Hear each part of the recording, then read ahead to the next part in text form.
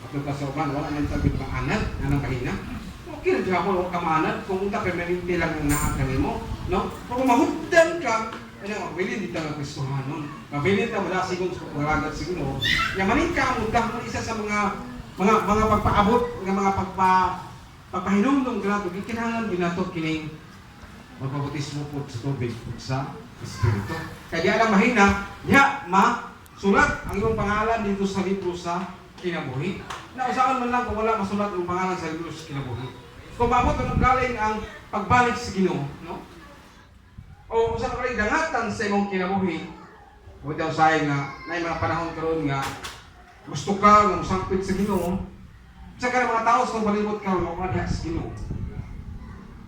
Hindi na sila makapangayon pa sa ilo, diha dayon sa Ginoo. Isa pag nagungaw sa ilang kamatayon, kung wala paging tao sila, makapahinusol samtang uwi pa sila, samtang napa sila yung mayong panglawas, o samtang nga mapalista pa ang pangalan dito sa libros, ikanti kinakilaw na isunan, no? Paligamutan nato ng itong pangalan, malista sa libro sa kinabuhi, no? Kami ko sa imong kulingon.